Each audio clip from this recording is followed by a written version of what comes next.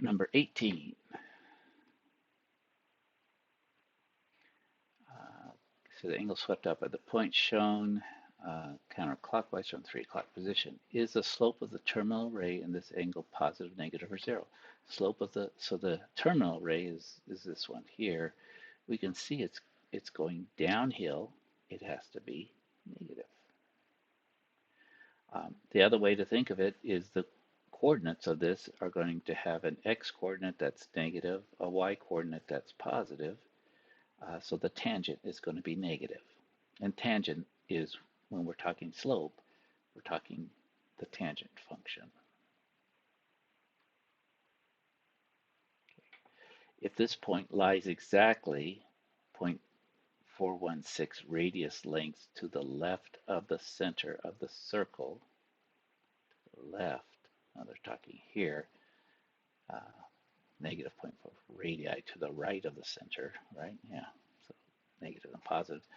The value of tan theta is negative 2.185.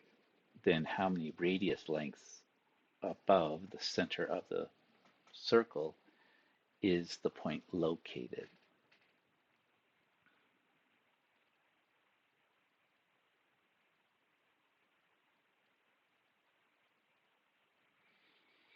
So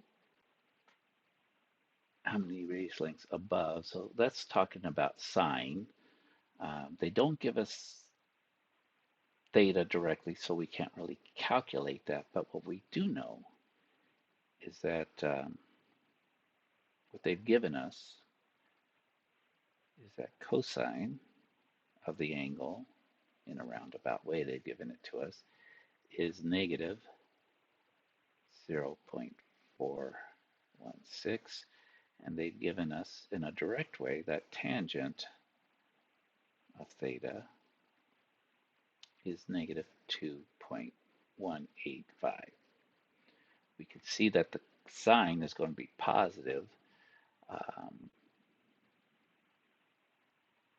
How many radius lengths? So that's really, they're asking for the sine. So we'll come back here. So what is sine? So what we have to remember is that tangent theta is equal to sine theta over cosine theta. They don't give us the radius, but that's okay. We're dealing in radius length, so we can assume that we're working with a unit circle. So then we fill in what we know. We can fill in the tangent is negative 2.185. Cosine is negative 0.416.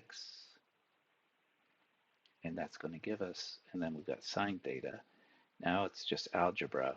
We multiply both sides, right, by negative 0.416. So these will cancel here. Do it over here, negative 0.416. Multiply that.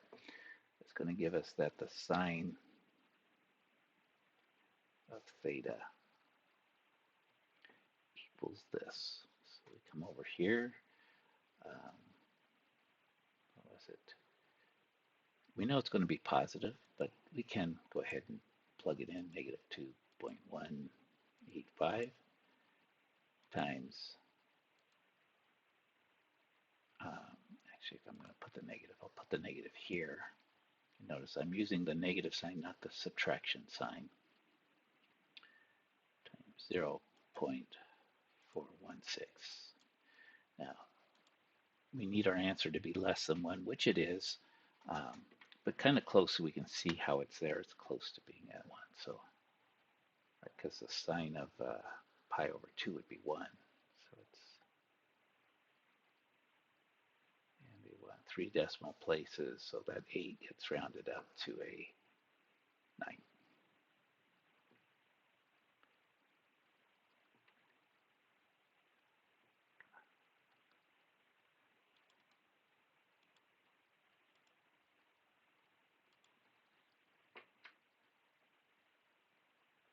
it's going to write even though it's doing the eraser thing. Okay, so that was question 18.